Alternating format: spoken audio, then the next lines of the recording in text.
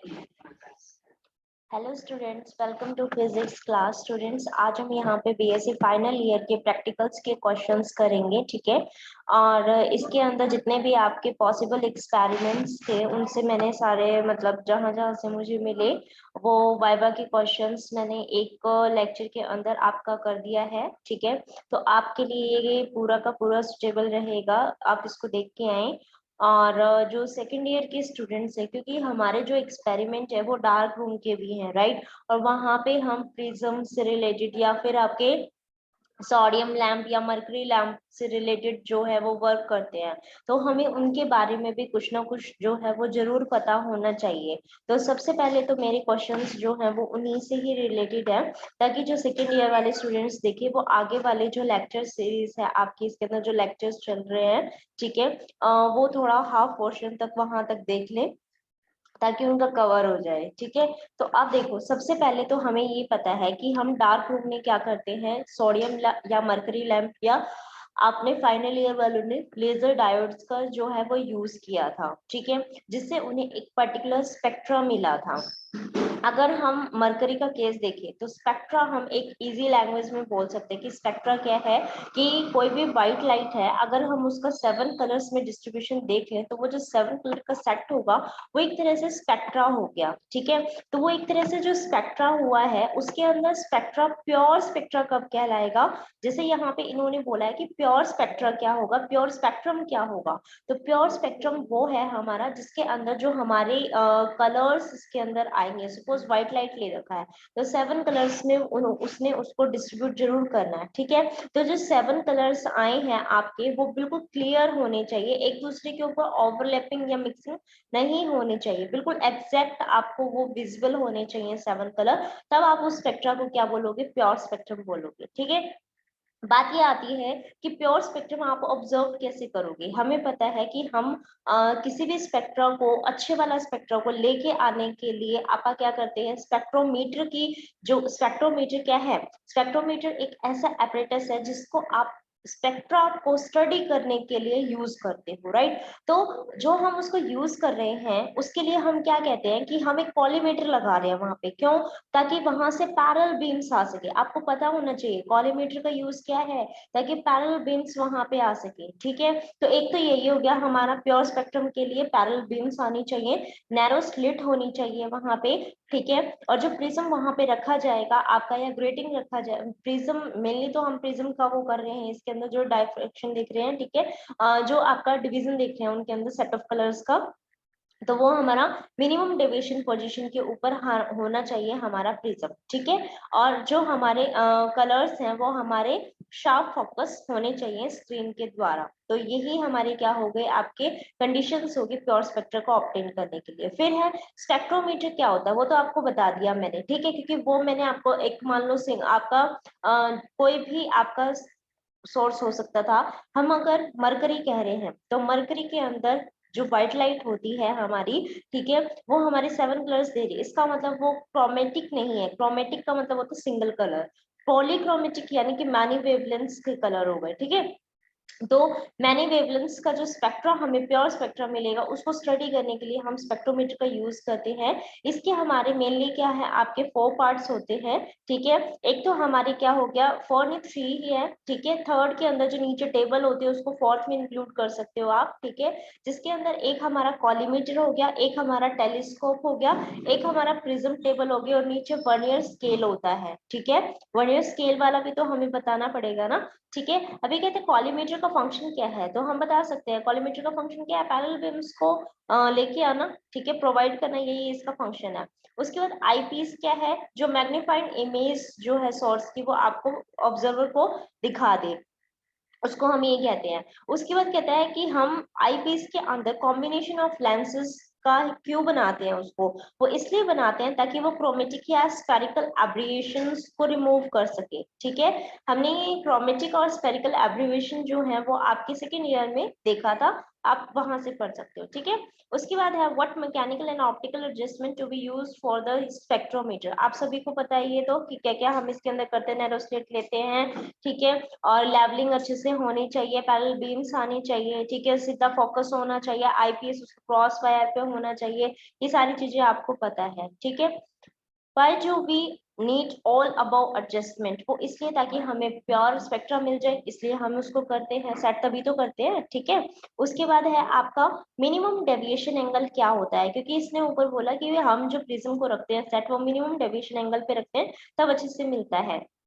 तो minimum deviation angle आपका वो है जिसके अंदर एंगल ऑफ इंसिडेंस इक्वल होता है एंगल ऑफ इमर्जेंस के, और जो रे पास होती है वो आपकी symmetrical through the prism parallel to the base to the of the prism, ठीक है।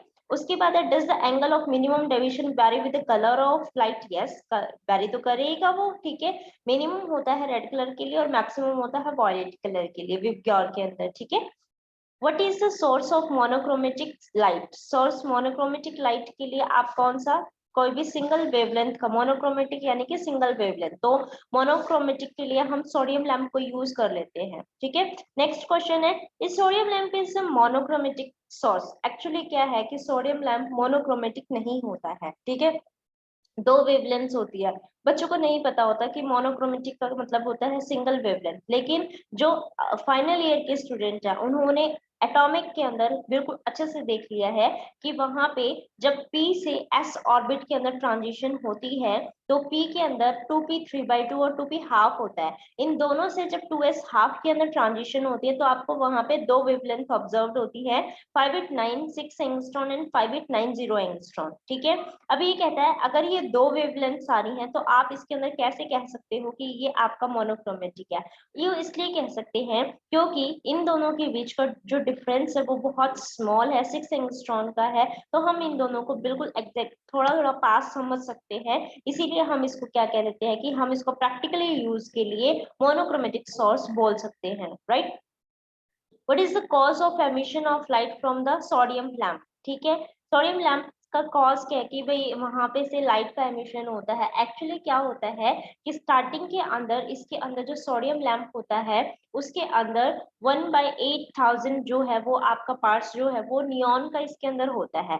तो स्टार्टिंग के अंदर जैसे ही हम सोडियम लैंप को ऑन करते हैं तो वहां पे क्या होता है आपका रेडिश या आप पिंकिश कलर बोल सकते हो, ठीक है, तो वहां पे वो आ जाता है। जैसे जैसे हम उसके अंदर जो आपका ये होता है सोडियम लैंप उसके अंदर हम एक transformer step up transformer use करते हैं, तो उसको जब लगाते हैं उसके अंदर धीरे धीरे वो क्या करता है हीटिंग स्टार्ट कर देता है आपके सोडियम वेपर्स की, और जो इलेक्ट्रॉन्स वहां पे थे वो एक्साइटेड हो जाते हैं और हायर स्टेट में आ जाते हैं। जैसे ही एक्साइटेड स्टेट से वो ग्राउंड स्टेट के अंदर आते हैं तो वहां पे क्या होता है एनर्जी एमिट करते हैं वो, और उसी को ही हम क्या बोलते हैं, वो जो एनर्जी एमिट करी है वो लाइट की फॉर्म में है जो हमें दिखती है, ठीक है।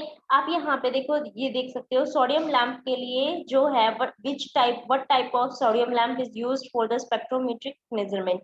कौन सा हम सोडियम लैंप यूज करते हैं? Hot cathode positive column lamp को हम यूज करते हैं, ठीक है। ऑपरेटिंग वोल्टेज इसकी 400 टू 440 वोल्टेज की होती है, ठीक है। और किस टाइप का वोल्टेज जो इसके अंदर हम वो करते हैं step up auto leak transformer का यूज करते हैं, ठीक है। आप स्टेप अप ट्रांसफॉर्मर भी बोल सकते हो, ऑटोलिक बोल दोगे तो बहुत अच्छी बात है। फिर ये पूछ रहा है इसके अंदर कि स्टार्टिंग के अंदर पिंकिश रेड कलर क्यों दिखाई देता है? मैंने अभी बताया नियॉन की वजह से आता है, ठीक है। कितना पार्ट्स है आपका? तो वो बता रहा है 1 पार्ट्स इन 8000 पार्ट्स जो है वो मिला होता है इसके अंदर, यानी कि कंसंट्रेशन कितनी होगी नियॉन की सोडियम के अंदर? 0.0125% आपकी नियॉन की कंसंट्रेशन है इन द सोडियम, ठीक है। सोडियम वेपर भी तो है वहां पे। What type of lamp is mercury lamp? वो भी वही है, hot cathode positive column lamp है। मर्करी लैंप को हम मोनोक्रोमेटिक कह सकते हैं? बिल्कुल नहीं कह सकते, क्योंकि मर्करी लैंप व्हाइट लाइट होती है और उसके अंदर हमारे पास 7 कलर्स होते हैं, डिफरेंट डिफरेंट वेवलेंथ वहां पे आती है, तो वो हम पॉलीक्रोमेटिक बोलेंगे, मोनोक्रोमेटिक बिल्कुल नहीं बोलेंगे, ठीक है। What is the working temperature of the mercury lamp? 600 degree Celsius, ठीक है। What is the operating voltage of the mercury lamp? 180 voltage. उसकी कितनी थी? 400 टू 440 वोल्टेज, और इसकी मर्करी लैंप के लिए ऑपरेटिंग वोल्टेज है 180 volt. What is refractive index, does it depend on the nature of the medium. तो इसके अंदर ये आप पढ़ सकते हो बेटा, ये सारा आप रिफ्रैक्टिव इंडेक्स वगैरह आपका था पहले, ठीक है, 12th वगैरह में आप इसको पढ़ लीजिएगा। और फिर है how does refractive index vary with wavelength. जैसे जैसे आपका रिफ्रैक्टिव इंडेक्स वेवलेंथ इंक्रीज करती है, रिफ्रैक्टिव इंडेक्स डिक्रीज करता रहता है। डिस्पर्जन क्या होता है, आपको पता ही है डिस्पर्जन क्या होता है, कि जैसे आप इसके अंदर प्रिज्म के अंदर व्हाइट लाइट को पास करते हो तो 7 कलर्स आते हैं, उसको डिस्पर्जन बोलते हैं, ठीक है। और फिर उसके बाद है when will the emergent repress. आपके मेरे ख्याल से ज्यादा इसके अंदर है नहीं, है ना, प्रिज्म से रिलेटेड तो क्वेश्चंस, तो प्रिज्म से रिलेटेड ज्यादा क्वेश्चंस फिर रहने दो इसके अंदर। ठीक है, आगे चलते हैं। What is interference of light, ये इंपॉर्टेंट है। इंटरफेरेंस आप सभी को पता है, टू कोहेरेंट सोर्सेज जो होता है उनका सुपर इम्पोज हमारे पास क्या होता है, इंटरफेरेंस ऑफ लाइट होता है। Is there any loss of energy in interference of light, नहीं, कोई लॉस नहीं होता, क्योंकि इसके अंदर आपको पता हो तो हमारे जो डार्क और ब्राइट फ्रिंजेस जो होते हैं वो इक्वल एम्पलीट्यूड इक्वल लेंथ तक के होते हैं, ठीक है, तो जिसकी वजह से हमारा इसके अंदर कोई भी लॉस नहीं होता। लेकिन डाइफ्रैक्शन में लॉस होता है, और डाइफ्रैक्शन में आपका जो सेंट्रल मैक्सिमा होता है वो एकदम हाई एम्पलीट्यूड का होता है, बाद में आगे आगे जब चलते हो वो डिक्रीज करते रहते हैं, ठीक है। What is the condition for the interference of pattern, आप सभी को पता है, ठीक है। Two types of interference of light जो है वो कौन कौन से हैं, आपको पता है, एक तो वेवलेंथ और एक एम्पलीट्यूड की वजह से होता है, ठीक है। बाय प्रिज्म एक्सपेरिमेंट क्या होता है, बाय प्रिज्म क्या होता है, बाय प्रिज्म के अंदर क्या होता है, हमारे टू क्लास प्रिज्म जो होते हैं उनका कॉम्बिनेशन होता है, जिसके अंदर हम स्मॉल रिफ्रैक्टिंग एंगल्स जो है उनको बेस टू बेस ज्वाइन करते हैं, और जो हमारे सिंगल क्लास के एंगल्स होते हैं वो 179 डिग्री, 0.5 डिग्री और 0.5 डिग्री होता है, ठीक है। इसको कन्वर्ट कर सकते हो, या तो आप कन्वर्ट करके लिख लो, डिग्री में ही बताना चाहते हो तो 179 डिग्री, 0.5 डिग्री, 0.5 डिग्री हो जाएगा, ठीक है। व्हाट इज द पर्पस और use of the Fresnel biprism, क्या है वही इसका, it is used to produce two coherent source of light from single slit by refraction phenomena। Fringe width क्या होता है, कोई भी वन डार्क टू डार्क जो आपका विड्थ आ रहा है उसको, या one bright to bright width आ रही है, या जो बैंड बना है उसकी विड्थ को हम क्या बोलते हैं, फ्रिंज विड्थ बोलते हैं, ठीक है। इसका फॉर्मूला होता है लैम्डा डी बाई डी। इसका मतलब ये किस किस पे डिपेंड कर गया, कैपिटल डी और स्मॉल डी के ऊपर, ठीक है।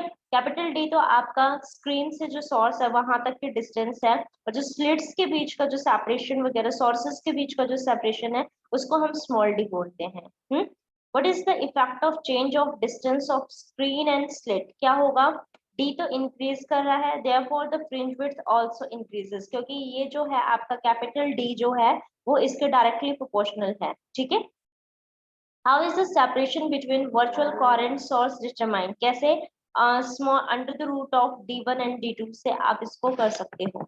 फिर अगर वहां पे कोई भी आपका आपने बीच में कुछ भी लगा दिया, सपोज कोई भी मटेरियल आपने और एक्स्ट्रा वो कर दिया, तो वहां पे उसका फॉर्मूला जो होगा आपका डी का वो कितना हो जाएगा, 2 म्यू माइनस में 1 अल्फा हो जाएगा, ठीक है। What will happen if monochromatic light is replaced by the white light in biprism experiment? तो सेंट्रल व्हाइट फ्रिंजेस जो है वो आपकी कलरफुल हो जाएंगी, जैसे अभी तो एक उसमें आ रही होंगी, उसके बाद अगर जहां पे भी आप व्हाइट लाइट यूज करोगे तो आपको मैनी कलर्स की फ्रिंजेस वहां पे दिखेंगे, ठीक है।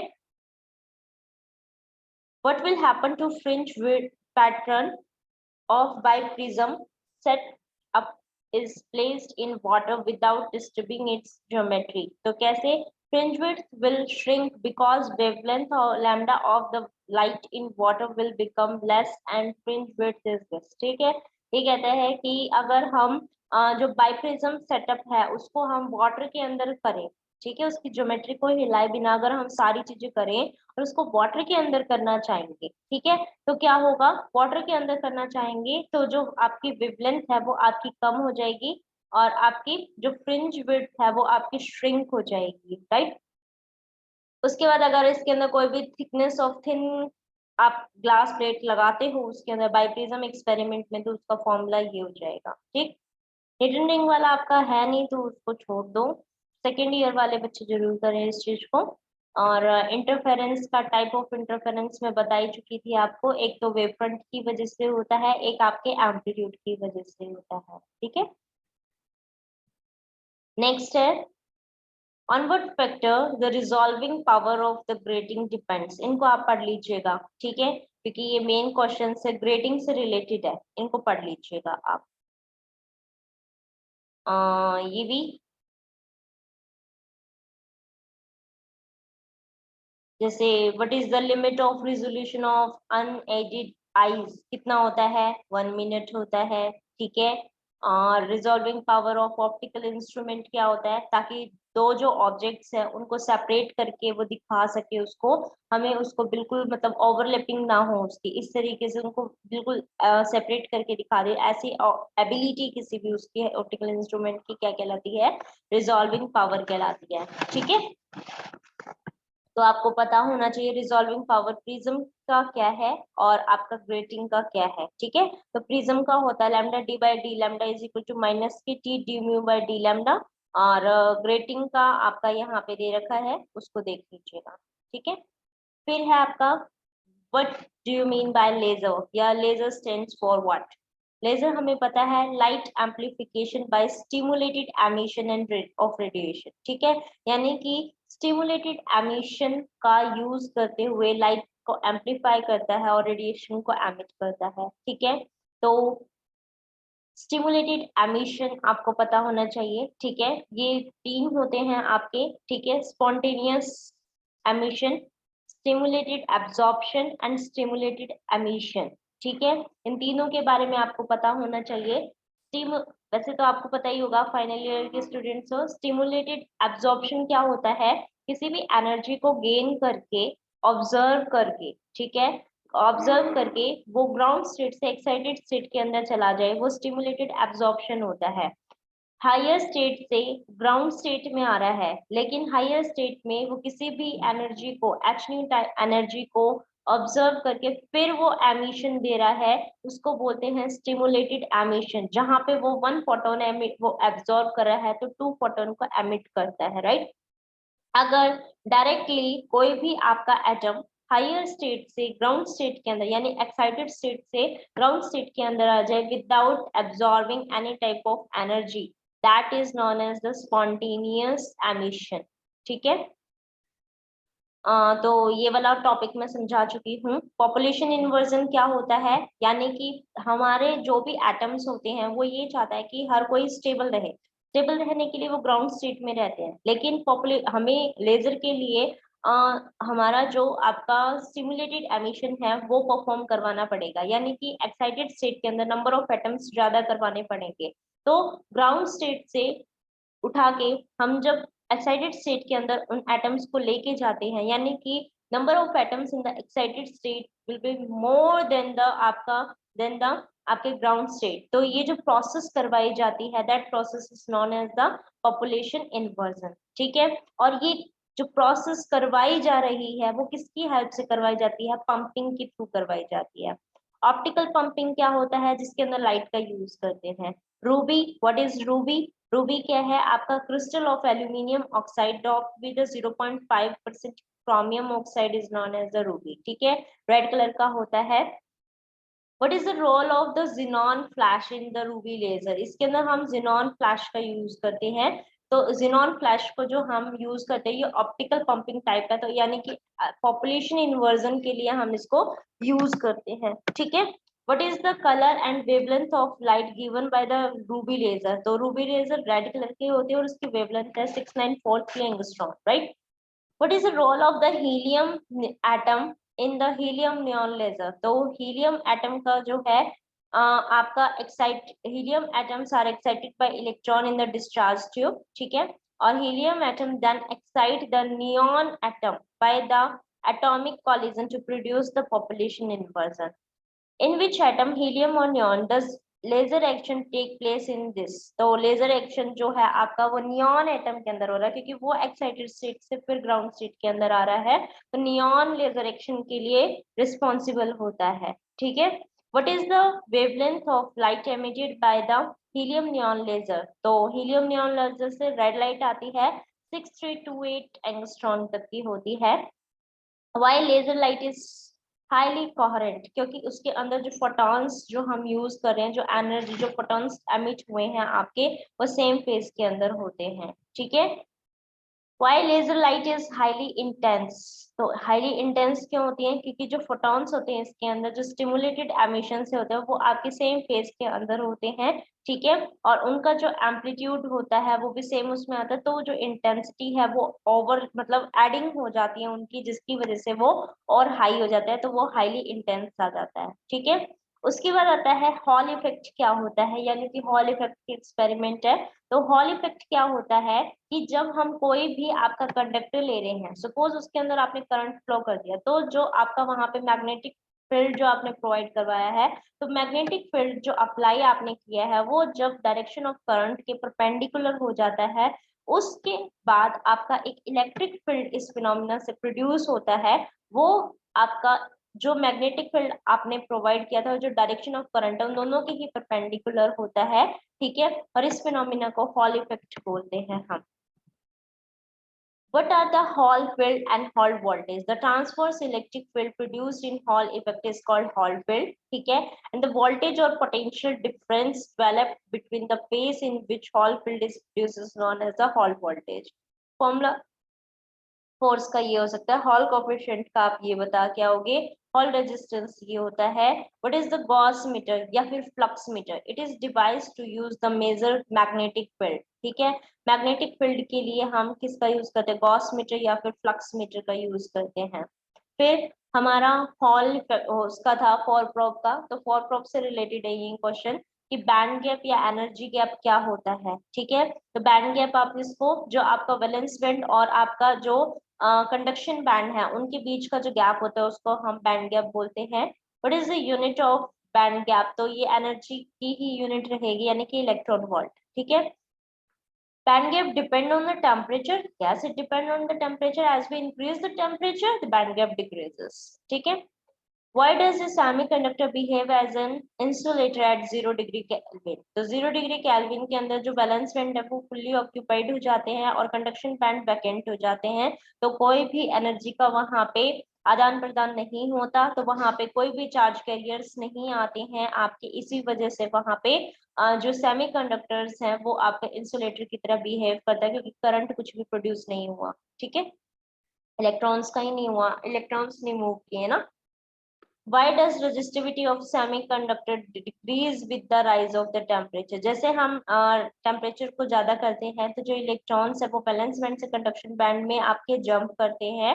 ठीक है। उस जो हमने टेम्परेचर इंक्रीज किया था उस टेम्परेचर को यूज करते हुए, ठीक है, जिसकी वजह से number of holes and free electrons increase करता है, जिसकी वजह से आपके करंट ज्यादा प्रोड्यूस होगा, तो रेजिस्टिविटी क्या हो जाएगी आपकी?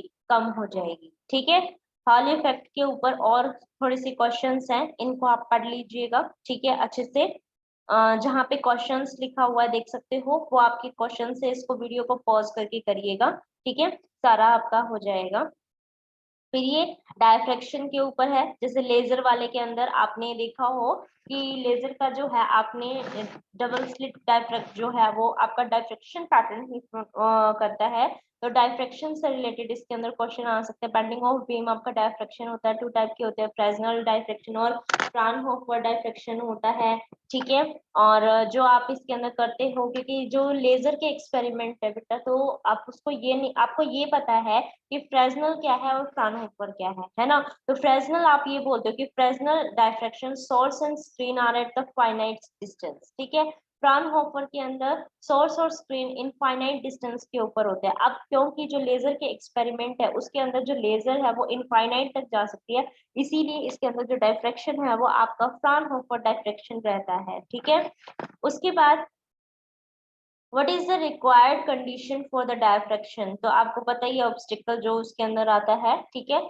और जो आप इसके अंदर वेवलेंथ जो इंसिडेंट लाइट है वो आपकी कंपैरेबल होनी चाहिए, तभी उसके अंदर डायफ्रैक्शन का फिनोमिना करवा सकते हो। डायफ्रैक्शन ग्रेटिंग वगैरह ये आपका पहले आ चुका है। डायफ्रैक्शन ग्रेटिंग कांस्टेंट क्या होते हैं? ठीक है, ये सारी चीजें आपकी आ चुकी हैं, इनको कर लीजिएगा। लेजर वगैरह मैं करवा चुकी हूँ ये सारा, ठीक है। प्रिंसिपल ऑफ लेजर किस पे बेस्ड है आपका, स्टिमुलेटेड एमिशन ऑफ रेडिएशन के ऊपर बेस्ड है। आपसे कुछ लेजर के सोर्स पूछे, आप आराम से बता सकते हो, ठीक है। लेजर एक्शन सब पता है आपको, ठीक है। कर चुकी हो ना आप लेजर, अभी तो किया आपने, पेपर दे के आ गए तो आपको लेजर के बारे में नहीं पता, ठीक है। तो ये सारी आपकी लेजर से रिलेटेड चीजें हैं, इनको कर लीजिएगा, ठीक है। उसके बाद ये आपके फ्री इलेक्ट्रॉन्स वगैरह, फर्मी एनर्जी, फर्मी लेवल, ये सारे आपके बैंड गैप वाले में है, ठीक है। एनर्जी फॉर प्रोब एक्सपेरिमेंट जिसके अंदर किया था आपने, आपका फर्मी एनर्जी क्या होता है, the energy corresponding to highest occupied level at the absolute zero temperature पे, ठीक है, 0 डिग्री केल्विन पे जो आता है उसके ऊपर, उसको हम बोलते हैं फर्मी एनर्जी, ठीक है। और जो उस लेवल को क्या बोलते हैं, फर्मी लेवल बोलते हैं। तो मेटल की रेंज फर्मी एनर्जी की कितनी हो सकती है, 1 to 10 इलेक्ट्रॉन वोल्ट होती है। और एवरेज वैल्यू ऑफ दिस, तो इनकी एवरेज 5 इलेक्ट्रॉन वोल्ट हो जाएगी, ठीक है। फ्री इलेक्ट्रॉन जो आउटर मोस्ट शेल के अंदर होंगे वो फ्री, जो बाउंड होंगे न्यूक्लियस के साथ उनको हम बाउंड इलेक्ट्रॉन्स बोलते हैं। कंडक्टर, इंसुलेटर और सेमीकंडक्टर, मुझे नहीं लगता है इसको दोबारा से डिस्कस करने की नीड है, सबको पता होता है कंडक्टर, इंसुलेटर और सेमीकंडक्टर्स क्या होते हैं, ठीक है। Valence band, conduction band, forbidden, ये भी आपको पता है, ठीक है, इसको पढ़ लीजिएगा। फर्मी टेम्परेचर क्या है, ये सारी चीजें, ठीक है। इस Fermi energy constant for all metals, नहीं, ये कांस्टेंट नहीं रहती हैं आपकी, ठीक है, वैरी करती रहती हैं।